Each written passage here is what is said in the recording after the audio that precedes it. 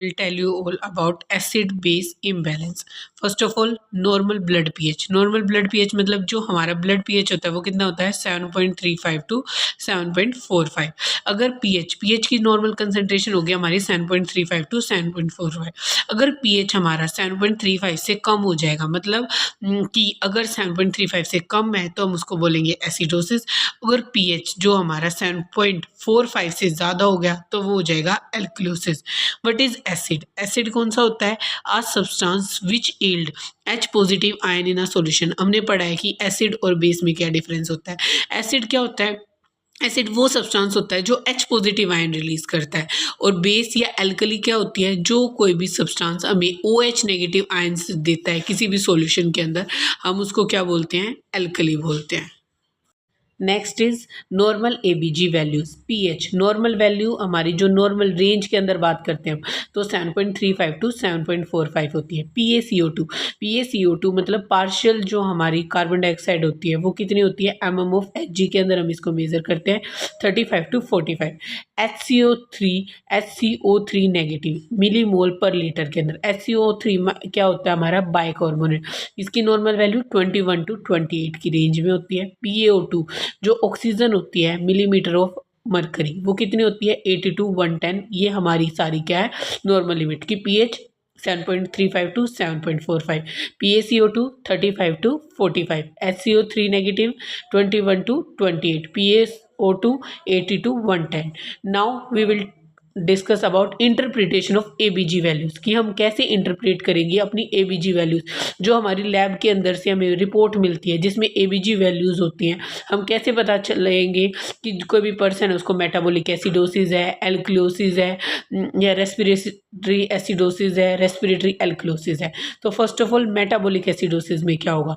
Metabolic acidosis के अंदर pH कम हो जाएगा. तो एसिडोसिस हमने पढ़ा है तो हम एसिडोसिस के अंदर हमें क्या याद रखना है कि जो एसिडोसिस वाली कंडीशन होती है उसमें हमेशा पीएच कम होगा और जो एल्कलोसिस वाली कंडीशन होगी उसके अंदर हमेशा पीएच हमें क्या देखने को मिलेगा? इंक्रीज देखने को मिलेगा.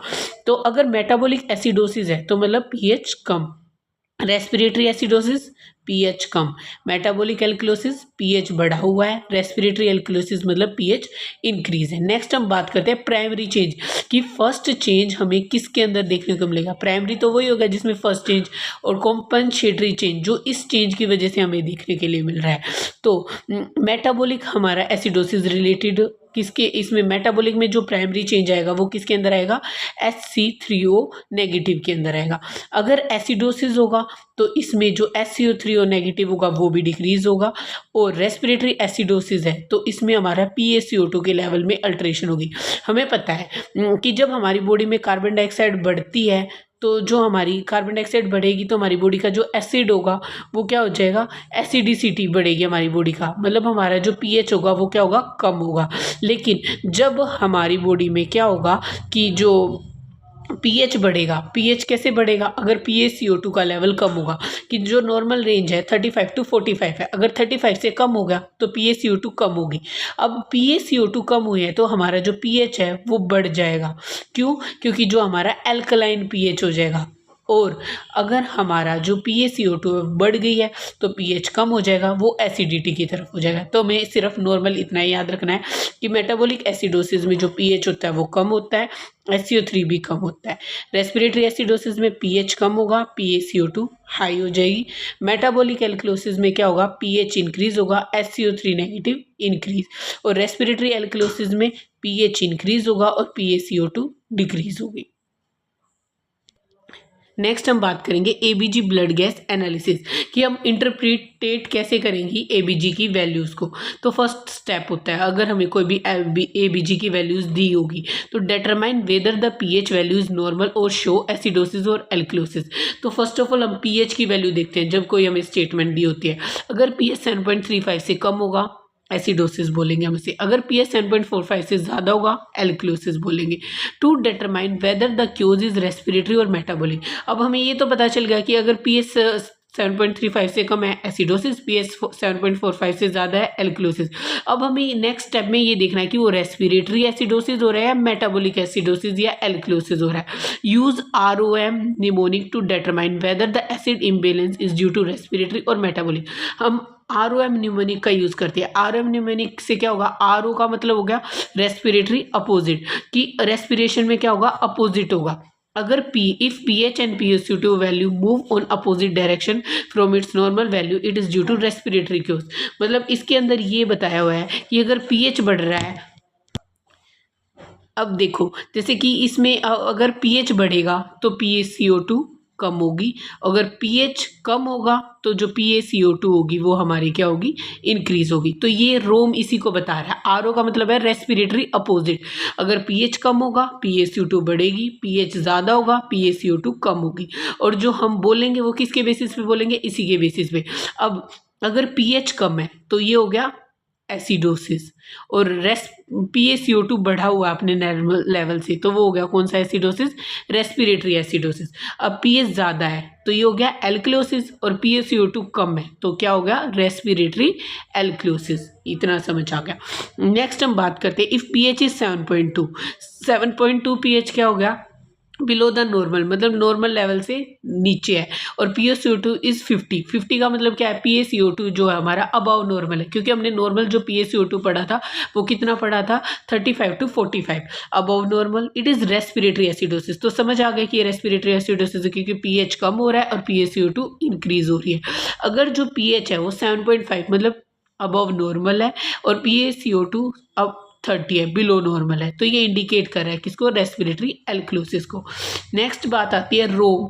रोम हम जो पढ़ रहे थे उसमें हम RO तो हो गया रेस्पिरेटरी अपोजिट, मेटाबॉलिक इक्वल, इसमें मेटाबॉलिक में इक्वल होगा दोनों चीज़ें, कि पीएच और SCO3 move on same side, कि पीएच भी एक साइड मूव कर रहा है और उसी तरफ हमारा जो क्या है, उसी तरफ हमारा क्या मूव कर रहा है, SCO3 मूव कर रहा है। जैसे पीएच बढ़ रहा है SCO3 बढ़ रहा है, पीएच कम हो रहा है SCO3 कम हो रहा है। लेकिन रेस्पिरेटरी में क्या हो रहा था, पीएच बढ़ रहा है तो जो हमारा PaCO2 थी वो कम हो रही थी, तो वो अपोजिट जा रहे थे, और मेटाबॉलिक में दोनों क्या जाएंगे, इक्वल डायरेक्शन में मूव करेंगे। तो लेट्स टेक एन एग्जांपल कि अगर pH 7.2 है और SCO3 20 है, दोनों डिक्रीज हो रहे हैं बिलो द नॉर्मल लिमिट, तो ये हो गया मेटाबॉलिक एसिडोसिस। pH 7.5 है अबव नॉर्मल, SCO3 28 है अबव नॉर्मल, मतलब हम 27 या 28 तक नॉर्मल कंसीडर कर सकते हैं या अबव मानते हैं, तो ये हो गया मेटाबॉलिक एल्क्लोसिस। स्टेप 3, अब तक हमने ये पता लगा लिया, फर्स्ट स्टेप में ये पता लगाया कि भाई ये एसिडोसिस है या एल्क्लोसिस है। सेकंड स्टेप में हमने ये पता लगाया कि रेस्पिरेटरी है या मेटाबॉलिक है। नेक्स्ट थर्ड स्टेप पे मूव ऑन करते हैं हम to determine whether it is compensated. इसके अंदर हम ये देखेंगे कि जो हमारा एसिडोसिस हुआ है, respiratory acidosis, respiratory alkalosis, metabolic acidosis, metabolic alkalosis, वो कंपनसेटेड है, पार्शली कंपनसेटेड है या अनकंपनसेटेड है। कंपनसेटेड में फर्स्ट ऑफ ऑल आता है फुली कंपनसेटेड। फुली कंपनसेटेड का मतलब होगा कि जो पीएच होगा इसके अंदर नॉर्मल लिमिट में रहेगा, लेकिन जो PaCO2 और SCO3 नेगेटिव है दोनों डीअरेंज रहेंगी, मतलब ये इंक्रीज या डिक्रीज रहेंगे इसमें, और जो पीएच होगा वो नॉर्मल लिमिट के अंदर रहेगा। नेक्स्ट हम बात करते हैं पार्शली कंपनसेटेड। पार्शली कंपनसेटेड में पीएच डीअरेंज रहेगा हमारा, और PaCO2 एंड SCO3 ऑल्सो डीअरेंज, मतलब इसके अंदर तीनों एबनॉर्मल रहेंगे हमारे। इसमें pH नॉर्मल है और जो PaCO2 और SCO3 है वो हमारे क्या है, एबनॉर्मल है। अब अनकम्पनसेटेड में pH हमारा डीअरेंज रहेगा, मतलब pH क्या रहेगा, एबनॉर्मल रहेगा, और PaCO3 और SCO3 इसमें से इन दोनों में से कोई एक डीअरेंज होगा, दोनों नहीं होंगे, एक होगा। तो हमने पढ़ा कि जो कंपनसेटेड है उसमें pH नॉर्मल है, और वो दोनों जो PaCO2 है और वो SCO3 नेगेटिव है, दोनों एबनॉर्मल है। पार्शली कंपनसेटेड में तीनों एबनॉर्मल होगी, और अनकम्पनसेटेड में क्या होगा, pH तो डी एबनॉर्मल रहेगा, इन दोनों में से SCO3 में से और PaCO2 में से एक डीअरेंज होगा और एक अपना नॉर्मल होगा। तो फर्स्ट एग्जांपल से देखते हैं कि measurement of ABG gas show कि pH हमारा 7.2 है और PaCO3 70 mm of Hg, SCO3 26 millilitre पर litre, PO2 59 L। How would you interpret this. तो अब pH 7.2 मतलब pH क्या हो रखा है, कम, PaCO2 70, pH क्या, PaCO2 बढ़ रखा है, SCO3 नॉर्मल है, PaO 59 है, तो ये भी कम है। तो फर्स्ट ऑफ ऑल देखते हैं कि pH कितना है, 7.2। 7.2 का मतलब हम इससे अंदाज़ा लगा सकते हैं कि भाई ये हमारा क्या हो रहा है, एसिडोसिस हो रहा है। नेक्स्ट हम बात करते हैं PaCO2। हमें हमेशा रेस्पिरेटरी में ये देखना है कि जो pH होता है वो इन्वर्सली प्रोपोर्शनल होगा PaCO2 के। अगर pH बढ़ रहा है और PaCO2 कम हो रहा है तो ये रेस्पिरेटरी कंडीशन होगी। तो इसके अंदर हमारा क्या आएगा, PaCO2 बढ़ रहा है तो ये हमारी कंडीशन होगी रेस्पिरेटरी एसिडोसिस। लेकिन इसके अंदर जो हमारा SCO3 है वो नॉर्मल है और PO2 हमारा क्या है, एबनॉर्मल है। तो एक नॉर्मल एक एबनॉर्मल और pH डिक्रीज, तो ये वाली कौन सी कंडीशन होगी हमारी, अनकम्पनसेटेड। कौन सी होगी, ये हमारी अनकम्पनसेटेड होगी। तो इसके अंदर हमारा क्या आंसर आएगा, रेस्पिरेटरी एसिडोसिस, वो भी अनकम्पनसेटेड होगा। तो नेक्स्ट हम एग्जांपल देख सकते हैं अब इसके अंदर, ये रहा नेक्स्ट एग्जांपल हमारा, मेजरमेंट ऑफ ABG है जिसमें pH 7.2, PO2 100, PCO2 25 और SCO3 10 मिलीक्यूल है। अब इसमें pH कम हो रहा है, तो pH कम है तो हम फर्स्ट ऑफ ऑल लिख देंगे कि ये क्या है, एसिडोसिस है। PO2 नॉर्मल है तो रहने देते हैं। PaCO2 कम हो रही है, pH भी कम, ये भी कम, तो ये तो हमारी रेस्पिरेटरी डिजीज होने से रही। तो अब हमारी क्या होगी, pH और SCO3, pH कम हो रहा है, SCO3 कम हो रहा है। तो हमने RO पढ़ा था, RO में तो रेस्पिरेटरी में क्या होना चाहिए, अपोजिट होने चाहिए दोनों, लेकिन ये तो इक्वल है तो ये रेस्पिरेटरी नहीं हो सकता। M में हमने पढ़ा था कि मेटाबॉलिक और उसमें क्या होने चाहिए, इक्वल होने चाहिए। ये भी कम हो रहा है, ये भी कम हो रहा है, तो ये कौन सा एसिडोसिस हो गया, मेटाबॉलिक एसिडोसिस हो गया। उसके बाद हम इसमें देखेंगे कि कंपनसेटेड है, अनकम्पनसेटेड है, पार्शली कंपनसेटेड है।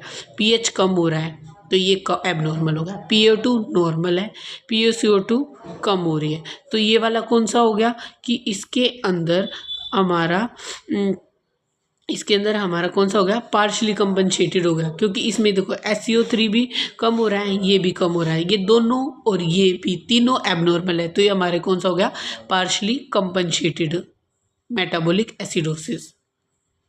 Thank you.